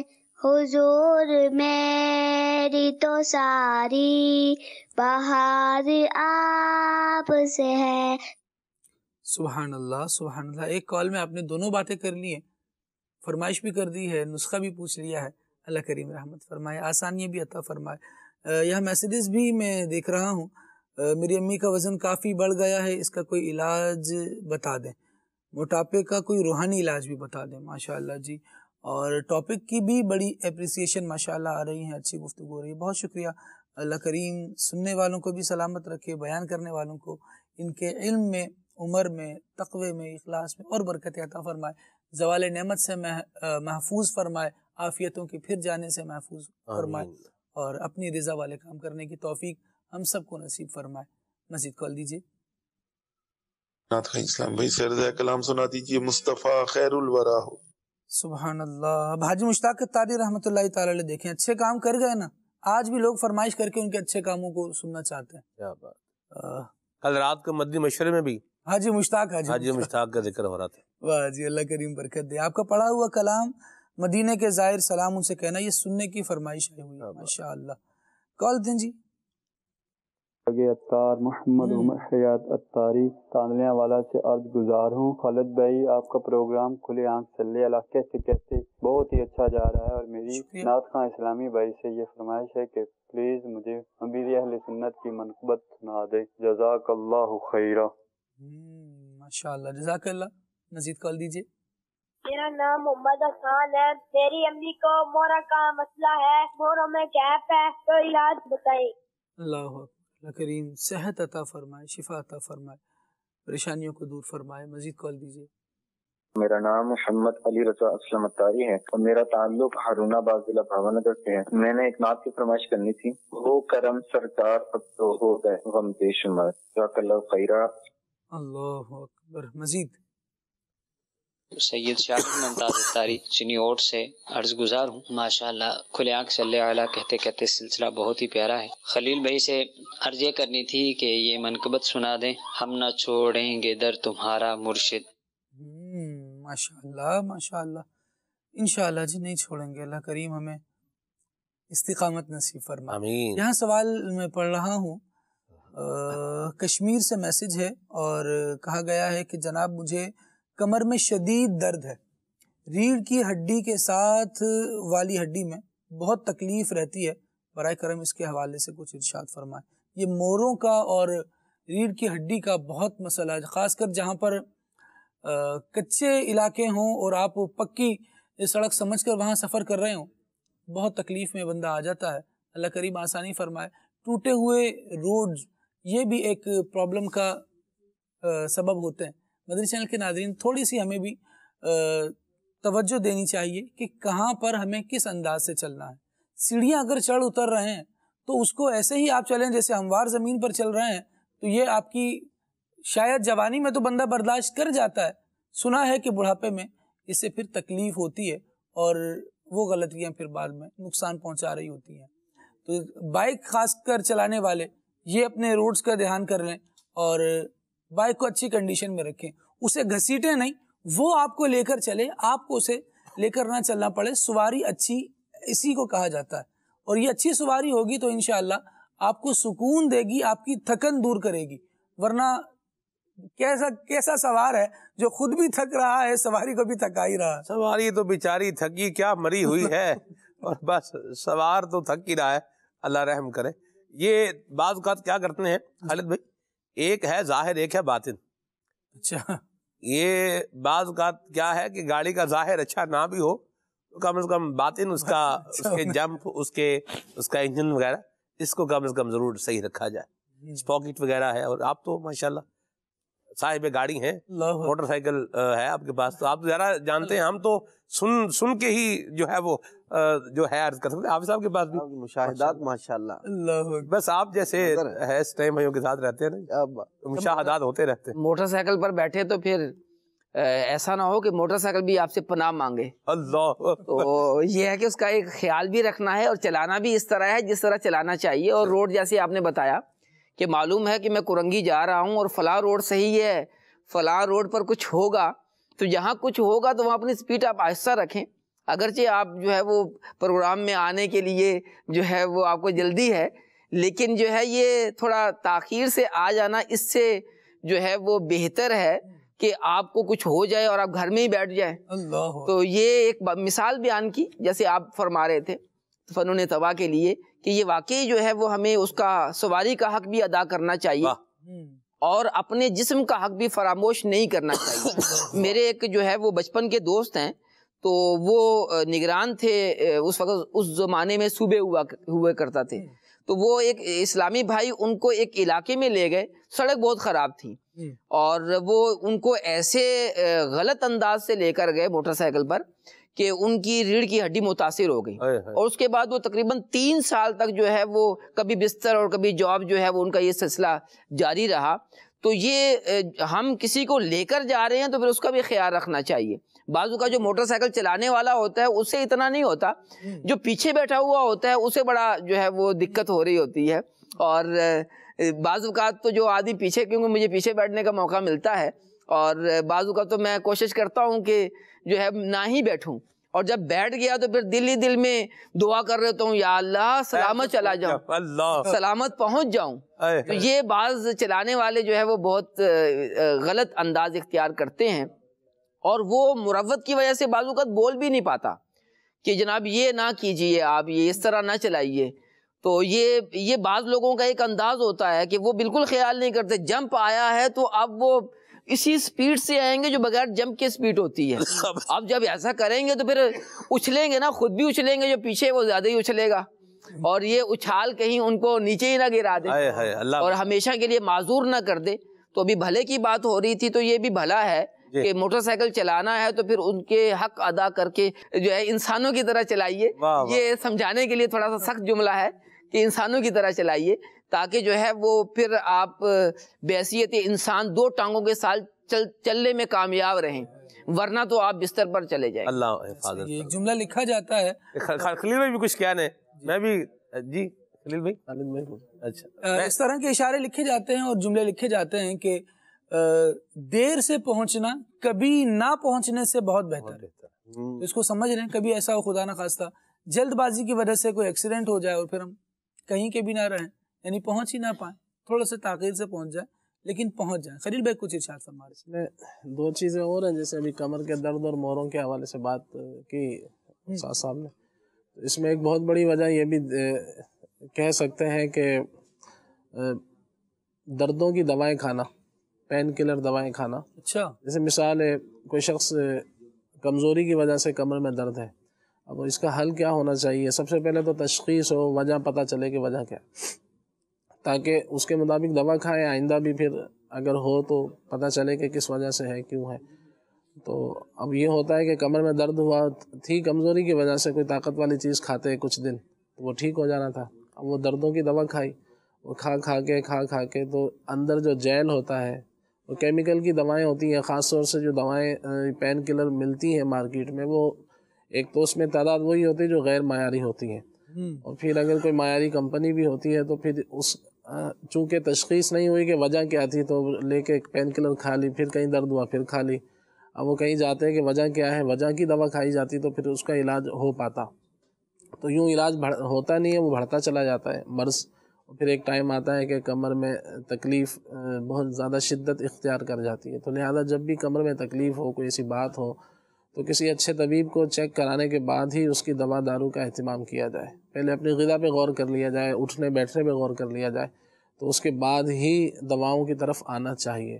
تو ورنہ یہی ہوتا ہے کہ اس گھٹنوں میں جیل جو ہوتا ہے ہاتھ پیروں میں، تو وہ یہ دوائیں اس طرح کی پین کلر کھا کے وہ مزید خشک ہو جاتا ہے، تو پھر یہ گیپ وغیرہ اور بہت سارے مسائل پیدا ہو جاتے ہیں. ایک چیز تو یہ، اور دوسری چیز یہ ہے اس میں بھی ایک تعداد مبتلا ہوتی ہے. وہ کیا ہے کہ بچوں، بعض بڑے ہوتے ہیں وہ کئی ہوٹلوں پہ آگے پیچھے کئی مالشیں کروا رہے ہوتے ہیں. بعضوں کی عادت ہوتی ہے وہ سر کی مالش کروانی ہے، تو وہ پھر کمر کی بھی مالش کرواتے ہیں. تو کمر میں جب بھی مالش کروانی ہو، خواہ گھر میں ہو یا باہر ہو، تو بعض اوقات گھروں میں بھی دیکھا ہے کہ وہ والد صاحب جو ہے یا بڑے بھائی یا چھوٹے بھائی وہ بچے کو کہتے ہیں کہ کمر پہ چڑھ جاؤ، تو وہ کمر پہ گھومتا پھرتا رہتا ہے، اچھلتا ہے. تو یہ مہرے جو ہے بہت زیادہ نازک ہوتے ہیں، تو اس کے میں تھوڑا سا بھی اگر کوئی پرابلم ہو جائے تو پھر یعنی کہ یہ برداشت نہیں کر پائیں گے.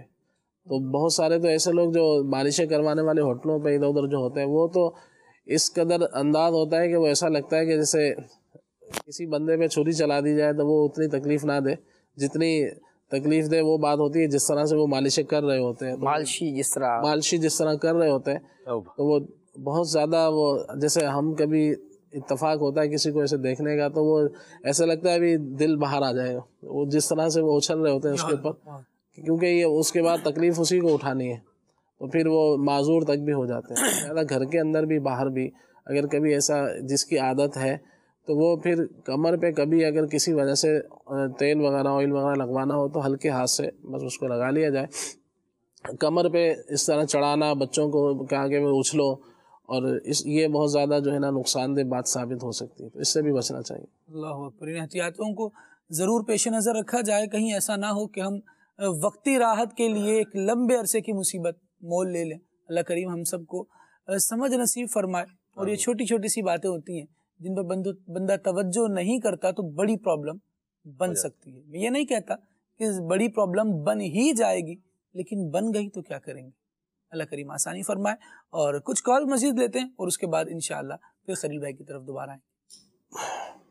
جی عزیر بات کر رہا ہوں. جی ہماری فرمائش تھی، میں قبر اندھیری میں گھبرا ہوں جب تنہا. مزید شارق احمد اتاری، سمندری ضلع فیصل آباد. کلام سننا تھا، ان کا منگتا ہوں جو منگتا نہیں ہونے دیتے. کیا بات ہے، ماشاء اللہ. مزید محمد نعیم اعتبار سے بات کر رہا ہوں. کلام سنتا جا زندگی مدینے چونکہ ہوا کلا، شاید حضور ہم سے خفا ہوں منا کلا. اللہ اکبر، اللہ اکبر. اللہ کریم ہم سب کو نبی پاک صلی اللہ تعالیٰ علیہ وسلم کی رضا اور خوشنودی والے کام کرنے کی توفیق عطا فرمائے. آقا کریم ہم سے راضی ہو جائیں تو جس سے حضور راضی ہیں اس سے رب بھی راضی ہے، اور جس سے یہ ناراض ہیں اس سے رب بھی ناراض ہے. اللہ تبارک و تعالی ہم سب سے صدا کے لیے راضی ہو جائے اور وہ کام کرنے کی توفیق دے جو اس کی رضا اور خوشنودی کا باعث بنتے ہیں. احمد علی شاہ صاحب کا دعاؤں کے لیے میسج ہے. اللہ کریم رحمت فرمائے اور حاجات پر رحمت کی نظر فرمائے. اچھا جی، محمد اسلم صاحب ہیں اور ملیر سے گھبراہٹ کا مسئلہ رہتا ہے، ان کے لیے کوئی علاج بتا دیجئے.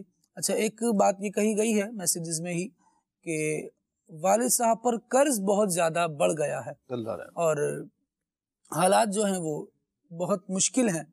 ایسی صورت میں کیا کیا جائے، قرض بھی اتر جائے، رزق میں برکت بھی ہو، اس کے لیے کوئی وظیفہ بھی ارشاد فرما دے. بہت سارے میسیجز مدنی چینل کے ناظرین آئے ہوئے ہیں، سارے ہی شامل نہیں ہو سکیں گے. بہرحال فی الحال ہم چلتے ہیں ایک پیکج کی طرف. امیر اہل سنت دامت برکاتہم العالیہ کیا ہمیں ارشاد فرما رہے ہیں، کیا نصیحت کر رہے ہیں، آئیے ملاحظہ کرتے ہیں. خود بھی دین کو سمجھیں اور جو دین کو سمجھانے والے عاشقان رسول ہیں ان کو بھی مطلب کہ یہ پذیرائے دیں کہ یہ ماشاءاللہ سمجھا رہے ہیں. ڈاکٹر بھی تو کئی باتیں ایسی کر دیتے ہیں، دنیا بھر کے لوگ مختلف باتیں کرتے ہیں تو لوگ ان کو انڈوز کرتے تھے کیونکہ پتہ نہیں ہے تو کہ ڈاکٹر صاحب کہہ رہے تو صحیح کہہ رہے ہوں گے. کبھی کسی ڈاکٹر کو کسی نے سوال نہیں کہا ڈاکٹر صاحب گولی لکھ کے دی ہے یہ صحیح ہے یا نہیں ہے. डॉक्टर ने कहा गोली खा ली, वकील साहब ने कहा केस कर दिया, सब कुछ सब पर भरोसा कर लिया। अगर भरोसा नहीं किया तो इस बेचारे मौलाना पर भरोसा नहीं किया। तो मैं चाह रहा था कि इनको आपको ऐसी खूबसूरत सी प्यारी सी नसीहत करें, अल्लाह करे कि इनके दिल में ऐसी बात उतर जाए और ये खुद भी दुरुस्त रास्ते पर चल पड़े और दूसरे भी दुरुस्त रास्ते पर चलें। ये मर्ज भी है पुराना, ये तबका जो है पुराना है, और सोशल मीडिया की वजह से इसको भी फरोग मिल रहा है। ये वाकया बयान किया, ये हदीस बयान की, तो हवाला नहीं दिया। अब कोई आलिम मुस्तनद बयान करता है तो उस आलिम का बयान करना ही तो हवाला है। अब कोई जान जान कर कह दे जाओ बुखारी शरीफ की फुला जिद पर फुला पेज पर देख लो, अपने दादा ने भी कभी बुखारी शरीफ पढ़ी है? देखी भी नहीं होगी। पता है बुखारी शरीफ के हिस्से कितने? या आप पूछोगे तो बगले झाकेंगे, हाँ यार ये कितने कितने कितने पता ही नहीं। मतलब बोलते बुखारी में होना चाहिए और इसमें होना चाहिए, कुरान की आयत में होना चाहिए। तो ये कि उलमा जो बयान फरमाते हैं, अगर ये खाली आयतें और हदीस अरबी में बोलना शुरू करेंगे तो हम भाग जाएंगे, उसमें पल्ले भी नहीं पड़ेगा कुछ। जो उलमा फरमाते हैं वो मान लेना चाहिए। उलमा हो उलमा हक, आशिकान रसूल, अहले सुन्नत, इमाम अहले सुन्नत आला हजरत रहमतुल्लाह अलैह के मानने वाले, मैं ये कहूंगा इनकी मान लेना चाहिए सुनकर। और जैसे कि अभी मिसाल बहुत अच्छी दी कि डॉक्टर गोली देता है, कैप्सूल देता है, पैसे खींच लेता है। आप इसको नहीं बुझे ये क्या ऊपर जो खोल है ये दवा है, हालांकि दवा नहीं है। जो टेक्निक कलर आपको नजर आ रहा है ना प्लास्टिक जैसा, ये दवा नहीं है, दवा इसके अंदर है। अब डॉक्टर बेशक वो आटा भर के आपको टिका दे, तो हकीम भी भर भर के दे रहे। कैप्सूल या हकीम की लाइन का शायद नहीं है ये, एलोपैथिक वाले इसको पहले तो यही होता था, अब तो हकीम भी देते हैं दवाएं इसमें भर के। तो अगर हकीम साहब ने ये कैप्सूल में भर कर दिया, किसी ने पूछा कि है क्या, हो सकता है खाली नफ्सियात ये असर डालने के लिए आपको चीनी भर के दे दी हो या आटा भर के दे दिया हो। अल्लाह खैर करे, अल्लाह आफियत नसीब फरमाए, हमको उम्मत की खैर खाई नसीब हो, धोखाबाजी से अल्लाह हम सबको नजात बख्शे। तो बहरहाल ये के उलमा के बारे में बोलना, ये कहाँ से ले आया, ये किससे कहानी सुनाते, ये भी एक बड़ी मुसीबत।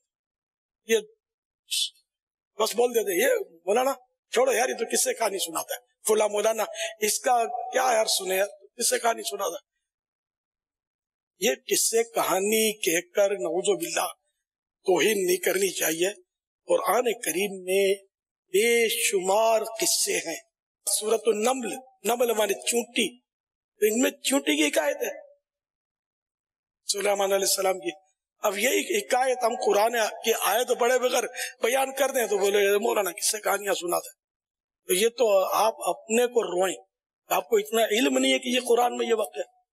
तो अल्हम्दुलिल्लाह मेरा अंदाज आम तौर पर हिकायत और किस्सा, लफ्ज कहानी नहीं कहूंगा कि फिर ये थोड़ा तौहीन वाली बात है, किस्सा कहानी ये अच्छा नहीं लगता।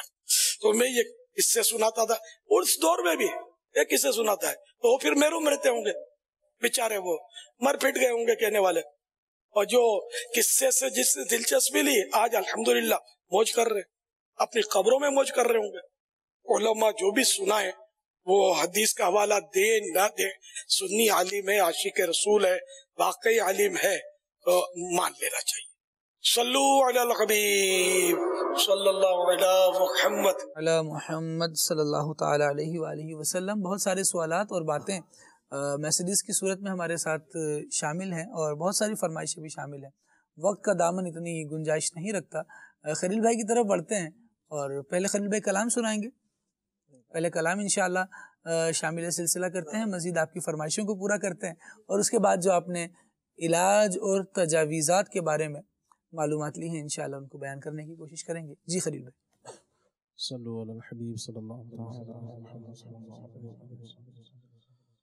हो करम सरकार अब तो गए गम बेशुमार, जानो दिल तुम पे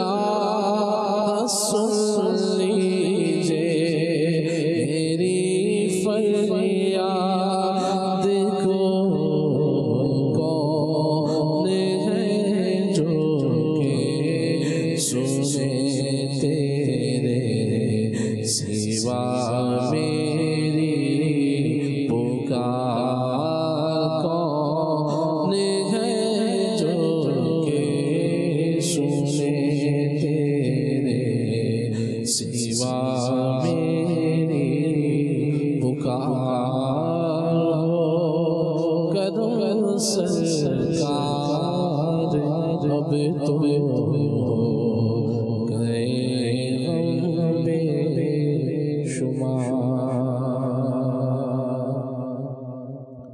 حاضر ہے درے دولت پہ گدا سرکار، توجہ فرمائے سرکار، توجہ فرمائے، محتاج نظر حال میرا، محتاج نظر حال میرا سرکار، توجہ فرمائے سرکار، توجہ فرمائے،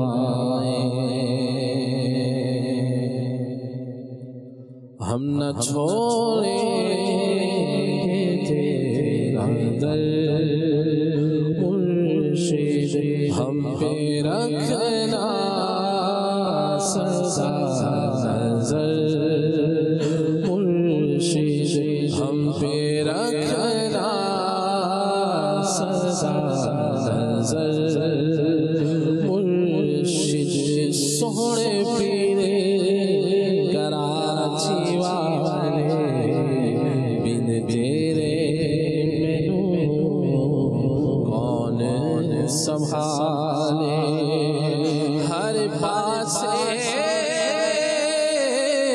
گناہ تیرے آیا ذکر دور، ہم پہ رکھنا سدا نظر مرشد، تیرے سے باغ کی بہاروں، تیرے سے باغ کی بہاروں، نہ کسی لگے نظر مرشد، نہ کسی لگے نظر مرشد۔ آمین۔ مدنی چینل کے ناظرین، بہت سارے میسیجز الحمدللہ میں موصول ہو رہے ہیں، جن میں سے ایک تعداد ہے جو دعاؤں کا عرض کر رہے ہیں، دعاؤں کے پیغامات بھیج رہے ہیں۔ اللہ کریم سب پر نظر رحمت فرمائے اور سب کی حاجات کو پورا فرمائے۔ سب کا نام لے کر ہی دعا کی جائے یہ ممکن بھی نہیں ہے اور ضروری بھی نہیں ہے، اور بہرحال میسیجز میں دیکھ رہا ہوں اور ایک احساس اللہ کا شکر اللہ کی رحمت سے ہے۔ میں یہ ریکویسٹ کرنا چاہوں گا فرض نمازوں کی مستقل پابندی کو اپنی عادت بنا لیں۔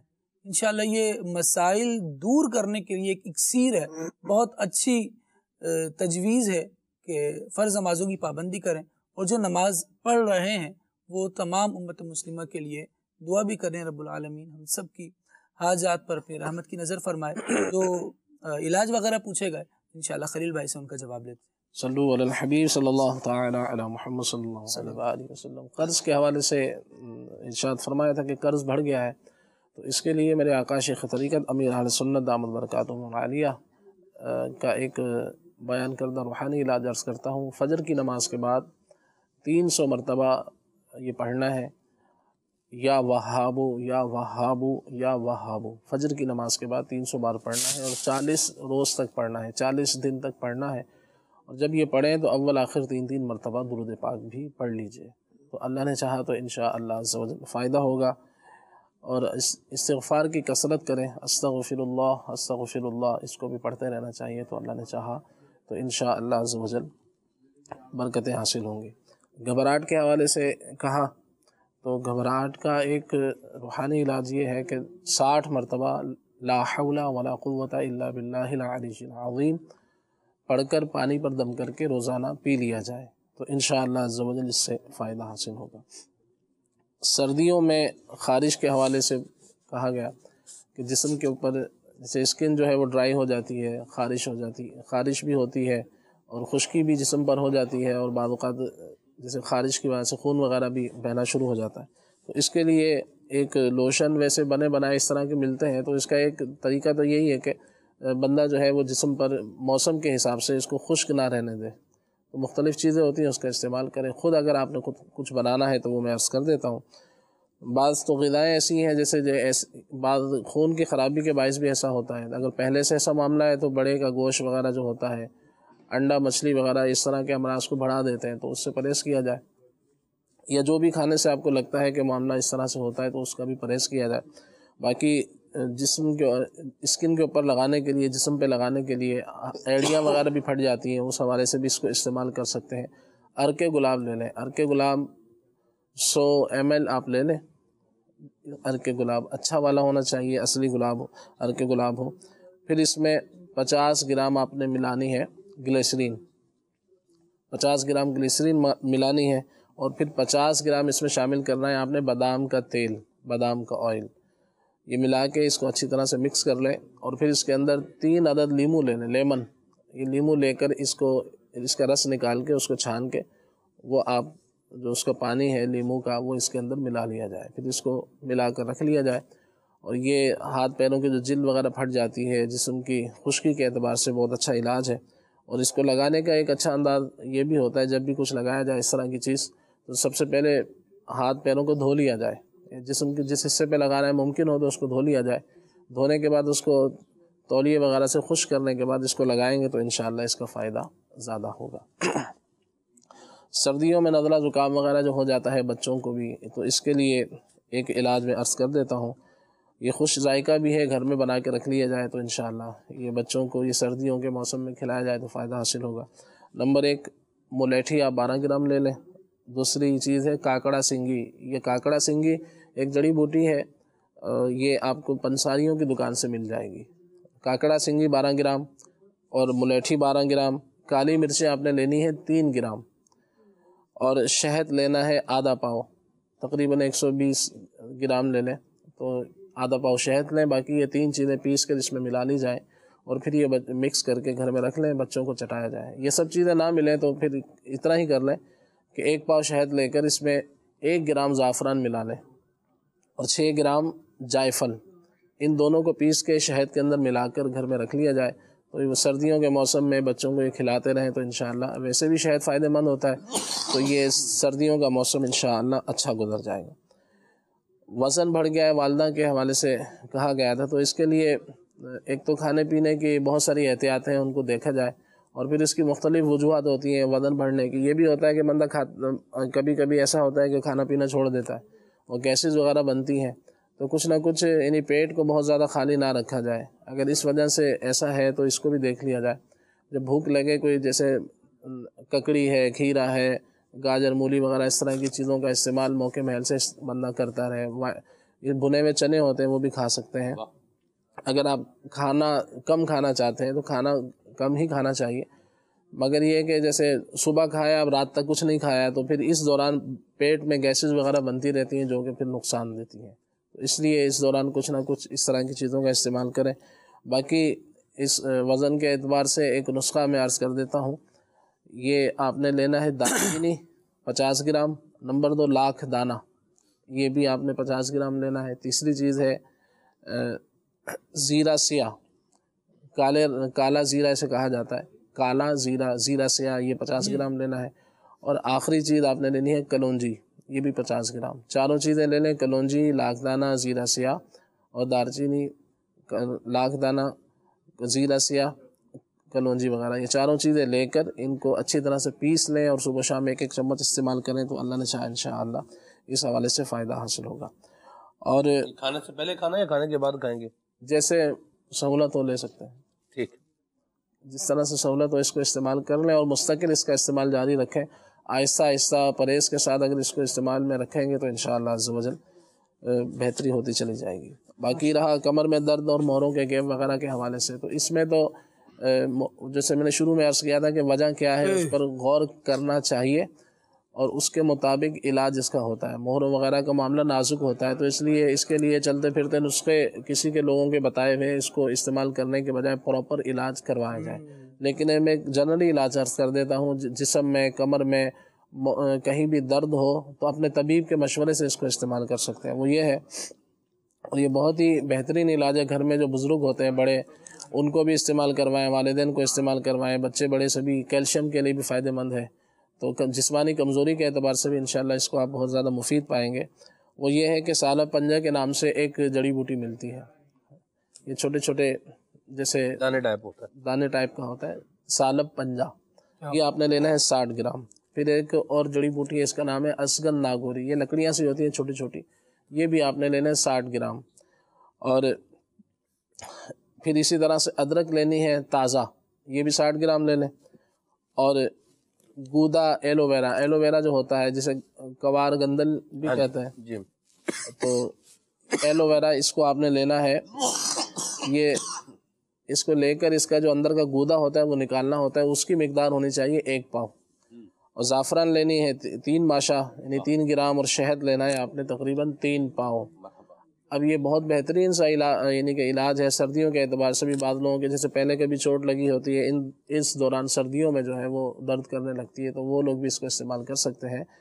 کمر میں، جوڑوں میں کہیں بھی درد ہو، پٹھوں کی کمزوری یا اعصابی کمزوری، سبھی کے لیے طریقہ اس کا سن لیں۔ سالب پنجے کو پیس لیں، اسگن ناگوری کو پیس لیں، یہ پیس کر آپ نے الگ رکھ لیا۔ اس کے بعد آپ نے ایلو ویرا جو کاٹا تھا اس کو بھی آپ نے اچھی طرح سے کاٹ کر پھر اس کو 5-7 مرتبہ دھو لیں، اس کے جیل کو، کیونکہ وہ برفی کے جیسے پیس ہوتے ہیں اس طرح کے پیس اس میں سے نکال لیں، اس کو دھو لیں تاکہ اس کی کرواہٹ جو ہے وہ نکل جائے، ورنہ یہ آپ کا سارا جو دوائی ہے کڑوی ہو جائے گی۔ اور پھر ادرک آپ نے لینی ہے تازہ بغیر کیمیکل والی، وہ آپ نے 60 گرام لے کے اس کو پیس کے الگ رکھ لیں۔ اب اس کا طریقہ یہ ہے کہ سب سے پہلے 3 پاؤ جو شہد لیا ہے اس کو 5-7 منٹ پکا لیں، وہ گرم ہو جائے تو اس کے بعد آپ نے اس میں ایلو ویرا جیل کو گرائنڈ کر کے اس میں ڈال لیں۔ نمبر 2 یہ ہو گیا، اور پھر اس کو 10-15 منٹ پکا لیں۔ پھر اس تیسرے نمبر پہ آپ نے اسگن ناگوری اور سالب پنجہ تھا وہ اس میں آپ نے شامل کرنا ہے، وہ شامل کر لیا۔ پھر اس کو 10-15 منٹ پکانے کے بعد پھر آپ نے آخر میں جو ہے وہ جب چولہا بند کرنے سے 5 منٹ پہلے جو ہے وہ زعفران جو 3 گرام تھا اس کو پیس کے اس کو بھی ملا لیں۔